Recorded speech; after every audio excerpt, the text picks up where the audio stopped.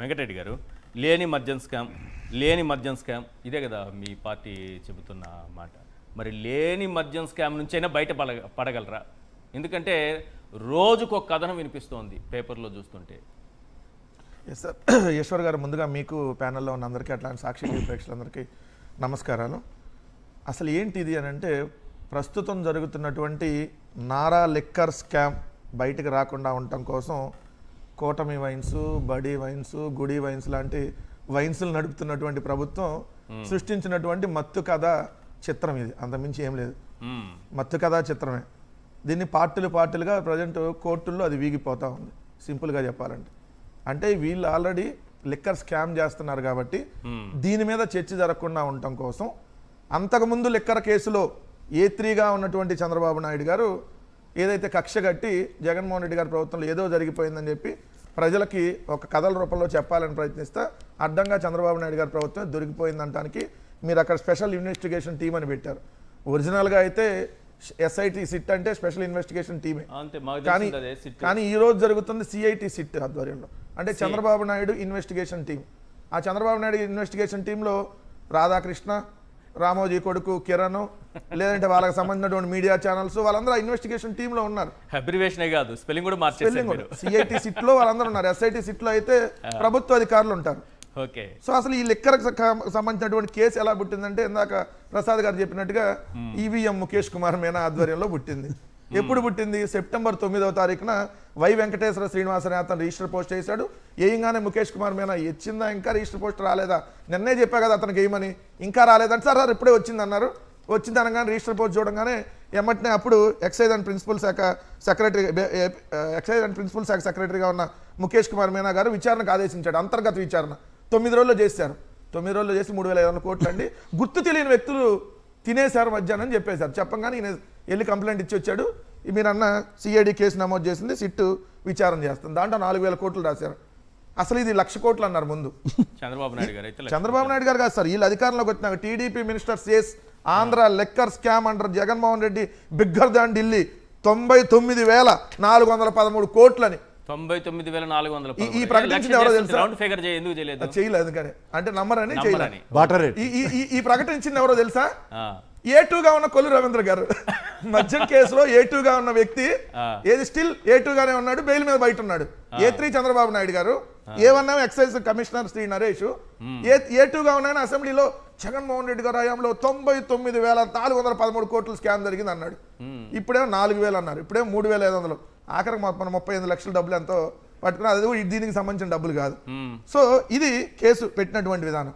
తర్వాత వీళ్ళు అల్లుని కట్టు కథలు సార్. రోజు పత్రికలు చూస్తే దీని జీవితం హాలీవుడ్, బాలీవుడ్, ఈ సినిమాలన్నీ కలిపి మిక్స్ చేస్తే ఎట్లా ఉంటాయో అలాంటి కథలు అల్లారు సార్. ఎలాంటి కథలు అంటే, సిట్టలిన కట్టు కథల్లో మద్యం ముడుపులు బెంగుళూరుకే, మద్యం ముడుపులు హైదరాబాద్లో 100 ఎకరాలు కొన్నారు, లిక్కర్ మనీలో 100 కోట్ల రూపాయల బంగారం కొన్నారు, 100 కోట్లు. లిక్కర్ సొమ్ముతో టాంజానియాలో ఇనుప కర్మాగారం పెట్టారు. మీ జీవితం టాంజానియాలో ఇనుప కర్మాగారం ఉంటే దాని పేరు అది ఆడందో తెలీదా? తర్వాత ఈవీ బ్యాటరీ పరిశ్రమ పెట్టారు. నేరం ఎక్కడ? బ్యాంకాక్లో. లిక్కర్ సొమ్ముతో దుబాయ్లో taker, trading, truck, transport, real estate వ్యాపారాలు చేశారు. నెదర్లాండ్, లండన్, UAEలో లిక్కర్ సొమ్ముతో వ్యాపారాలు చేశారు. మద్యం సొమ్ముతో సినిమాలు తీశారు. ఇంకా 5 దొరకల. మొత్తం డబ్బులన్నీ వాళ్ళ దగ్గరే ఉన్నాయి, వాళ్ళు విదేశాల్లో ఉన్నారు. తాడేపల్లిలో నేల మాలికల్లో డబ్బులు దాచారు, బెంగళూరులో బంకర్లో దాచారు. అల్లీ బిల్లీ కంపెనీలు ఏర్పాటు చేశారు. అల్లీ బిల్లీ అంట, వెరైటీ వినండి. అంతా మాయం చేశారు, అసలు ఏం దొరకల. నార్కో అనాలిసిస్ పరీక్షలు చేస్తేనే దొరికింది. షెల్ కంపెనీల్లో పెట్టారు. మద్యం ముడుపులతో ఓట్లు మొత్తం కొనేశారు 175 నియోజకవర్గాల్లో. 1,000 కోట్లు దోచేసి ఆధారాలు చెరిపేసి 375 కోట్ల పేజీలు, రికార్డులు, డాక్యుమెంట్లు నాశనం చేశారు.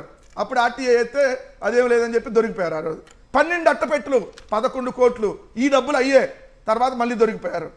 లిక్కర్ సొమ్మంతా ఇక్కడ తిన్న లిక్కర్ సొమ్మంతా ఆఫ్రికాలో లిక్కర్ బిజినెస్ పెట్టారంట వీళ్ళు రాసిన కథల్లో.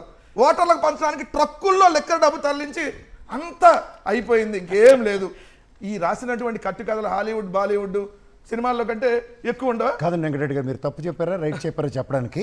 ఇది మా గౌరవప్రదమైన SIT కాదు, మీరు చెప్పిన సిఐటి, ఈ సిఐటి కథలోనే ప్రసాద్ చెప్పండి. CIT Chandrababu Naidu investigation team లో ఉన్నటువంటి ఆ 2 ఛానల్ తపాలాలు మీరు అన్న పెట్రోల్ బంకులు అన్ని వాళ్ళందరూ రాసినటువంటి కథల్ని మొత్తం అన్ని పేపర్ క్లిప్పింగ్ సార్ మొత్తం చూపించండి, గంట పట్టింది కాబట్టి సింపుల్ గా రాసుకొని చెప్తున్నా. తర్వాత ఏం రాశారు తెలుసా సార్, అంతా సిఐటిలో అంతా రాజకేశ్ రెడ్డే, అంతా గోవిందప్ప బాలాజీయే, అంతా కృష్ణమోహన్ రెడ్డి, అంతా ధనంజయ రెడ్డి, కర్త కర్మ క్రియ అంతా మిథున్ రెడ్డి. ఒకరోజు రాసిన వార్త అంతా వెంకటేష్ నాయుడే, అంతా చెవిరెడ్డి భాస్కర్ రెడ్డి అని రాసి, అంతా సజ్జల భార్గవ రెడ్డి, అంతా వైఎస్ అనిల్ రెడ్డి, అంతా నర్రెడ్డి సునీల్ రెడ్డి, తర్వాత అంతా ఈశ్వరు, అంతా ప్రసాద్ గారు. 2 రోజులు పోతే మీరు కూడా రోజు మాట్లాడుతున్నారు, రంగయ్య గారు కూడా మాట్లాడారు కాబట్టి ఆయన పేరు కూడా ఓ రోజు అంతా రంగయ్య గారికి కూడా పంపించారు డబ్బులు అని రాసినా కూడా ఆశ్చర్యం లేదు సార్. ఇట్లాంటి రాసి ఎలా దొరికిపోయారు చూడండి. ఇప్పుడు ఇది వెంకటేష్ నాయుడు ఫోన్ లో డేటాను లీక్ చేయలేదు. ఇందాక మీరు ఒక వీడియో వేశారు, ఆ వీడియో ఏబిఎన్ సృష్టించిన వీడియో. నేను చెప్పలేదు సార్, సిట్ టీమ్ లో ఉన్న ఒక పార్ట్ సృష్టించింది. కరెక్ట్ చెప్పారు. ఎందుకంటే చూడండి, Amaravati August 2 Andhra Jyothi, Amaravati August 2 YCP gang అడ్డంగా బుక్ అయ్యింది, డబ్బులు డెన్కు సంబంధించి వెంకటేష్ నాయుడు ఫోన్ నుంచి వీడియోను రిట్రీవ్ చేశారు సిట్ అధికారులు. వెంకటేష్ నాయుడు ఫోన్ నుంచి రిట్రీవ్ చేసిన వీడియోలో డబ్బుల డెన్లో నోటకట్లో లెక్కించుకుంటూ ఉన్న వీడియో సంచలనం రేపుతుంది. ఏబిఎన్ వద్ద ఉన్న ఈ మధ్య ముడుపుల సంచలన వీడియో దిగువను చూడొచ్చు, ఏబిఎన్ దగ్గర ఉన్నది దిగువను చూడొచ్చు అని. ఇది ఆగస్టు 2. ఇది వచ్చేటప్పటికి ఆగస్టు 20. వెంకటేష్ నాయుడు ఫోన్ లో డేటాను లీక్ చేయలేదు. ఏదైతే హైకోర్టులో వాదనలు వినిపించినటువంటి ఏదో సిట్ అధికారులు యాపిల్ ఫోన్ లాక్ తీయాలంటే బయోమెట్రిక్ ఫేస్ లాక్ పాస్వర్డ్ అవసరం అన్నారు. లాక్ ను తెరిచేందుకు వెంకటేష్ నాయుడు సహకరించలేదని, ఫోన్ లో ఏముందో ఇప్పటికీ తమకు తెలియదని పేర్కొన్నారు. మరి ఏబిఎన్ దగ్గరికి వీడియో అట్ట రోజుకొక కట్టు కథ అల్లి ఎలా ఇల్లు బుక్ అయ్యారనడానికి దీన్ని జగన్మోహన్ రెడ్డి గారికి, భారతమ్మ గారికి అసలు అందరికి అంటగట్టేసి వాళ్ళు పెట్టిన హెడ్డింగ్లో ఉంది సార్. మద్యం కుంభకోణంలో వేళ్ళన్నీ ఆసక్తి వైపే ఫైనల్ గా ఏ ప్యాలెస్ కు కరకట్ట కొంపగలుద్దాం ఫైనల్ గా, అది రాయాల్సింది కదా. మద్యం దందా అంతా జగన్దే, అంతా ముడుపులు తీసుకెళ్ళింది వాళ్ళిద్దరే, కమిషన్ల కిక్కు జగన్ జేబులోకి, మద్యం ముడుపుల్లో 90% బిగ్ బాస్కే. ఏ సంవత్సరం అయింది కదా, ఏమైంది? నిన్న మిథున్ రెడ్డి గారు బెయిల్కి సంబంధించి సిగ్గుపడ్డారు సార్. ఎందుకంటే వాళ్ళకి మామూలుగా అయితే సిగ్గు సార్ ఉండదు, 2 పత్రికలకి సిగ్గుపడతా కనీసం బెయిల్ వచ్చిన వార్త రాశారు. ఎందుకంటే బెయిల్ వచ్చిన వార్త కూడా రాయరు అనుకున్నాను నేను, ఎందుకంటే వాళ్ళు బెయిల్ వచ్చిన వార్త కూడా రాసి ఇక్కడ కూడా దొరికిపోయారు. ఏమని, అసలు బెయిల్ ఎందుకు వచ్చింది, అసలు ఏమన్నారు న్యాయమూర్తి గారు, బెయిల్ ఇస్తా ఏం చెప్పారు. మీరు చెప్పిన పాయింట్ లో ఒక్క పాయింట్ 2 పేపర్లో ఉంటే ఇవాళ చూడండి. వైకాపా ఎంపీ మిథున్ రెడ్డికి బెయిల్ అని హెడ్డింగ్ పెట్టారు, కిందంట నిబంధనలు అతిక్రమించి భారీ ర్యాలీ చేసిన వైకాపా శ్రేణులు. ఇది అసలు వార్త. ఏది ఇక్కడేమో జైలు వద్ద వైసీపీ శ్రేణులు హల్చల్, 50 కార్లు 200 బైకులతో ర్యాలీ చేశారు, ట్రాఫిక్ జామ్ అయిపోయింది. కోర్టు అసలు ఎందుకు బెయిల్ ఇచ్చింది?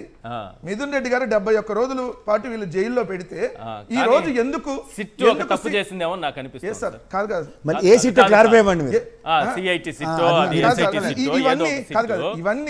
ఇవన్నీ చెప్పి అడ్డంగా దొరికిపోయి ఇందాక చెప్పినట్టు వాళ్ళ పేపర్లోనే రాసుకొని ప్రస్తుత మద్యం అమ్మకాల్లో దోచేస్తున్నారు. ఇది ఆంధ్రజ్యోతి 25/3/2025 మద్యం అమ్మకాల్లో దోచేస్తున్నారు. ఒక్కో బాటిల్పై 10 రూపాయల నుంచి 30 రూపాయల వరకు వసూళ్లు, విచ్చలవిడిగా బెల్టులకు మద్యం సరఫరా. ఆర్టీజీఎస్ సర్వేలో ఎంఆర్పి ఉల్లంఘనలు ఉన్నాయన్న 87.21% మంది, అంటే 100 మంది మద్యం తాగితే 87 మంది ఇప్పుడు మద్యం అమ్మకాల్లో దోచేస్తున్నారని చెప్పారు. అంటే ఈ దోపిడీ బయటపడకుండా ఉండటం కోసం జగన్మోహన్ రెడ్డి గారి ప్రభుత్వంలో జరగకపోయినా జరిగిందని చెప్పి ఒక తప్పుడు కేసు పెట్టి వేధించాలనేటువంటి ప్రయత్నం, టాపిక్ మొత్తం డైవర్ట్ చేయాలనేటువంటి ప్రయత్నం చేస్తున్నారనేది క్లియర్ గా ఆధారాలు సరిగా లేవు. మీరు సిట్టు ఎటువంటి ఆధారాలు చూపించలేకపోయింది మిథున్ రెడ్డికి బెయిల్ ఇవ్వడానికి. మీ దగ్గర బెయిల్ ఇస్తున్నాం, అందుకే సరైన ఆధారాలు మీరు చూపించలేకపోయారని కోర్టు అంది కదా. మరి మీరు చెప్పినట్టు Dubai, Netherland, Bangkok, Tanzania, Bengaluru, Hyderabad, Tadepalli, Africa ఎన్నికల కోసం వాడుకున్నారు. ఏమేమి పెట్టారు, ఇంకా పరిశ్రమలు ఏవో అక్కడ పెట్టారు, గోల్డ్ కొన్నారు, భూములు కొన్నారు, సినిమాలు తీశారు. ఈ రోజు వచ్చే పేపర్ క్లిప్పింగ్స్ అన్ని కట్ చేసి సిట్ వాళ్ళు కోర్టుకి ఇస్తే చల్లదా? సార్ ఈ పేపర్ క్లిప్పింగ్స్ అన్ని రామోజీరావు గారు రాశారు కాబట్టి కరెక్ట్ అని చెప్పి కోర్టులో ఎవరు ఎస్ఐటి సిట్ వాళ్ళు అధికారులు అటెండ్ అవుతున్నారు. బయట పత్రికల్లో ఇన్వెస్టిగేషన్ ఎవరు చేస్తున్నారు? సిఐటి సిట్ వాళ్ళు చేస్తున్నారు. అవును, తేడా ఉంది కదా. సిఐటి సిట్ వాళ్ళు లోపలికి వెళ్తే నువ్వెవడని అంటారు కదా.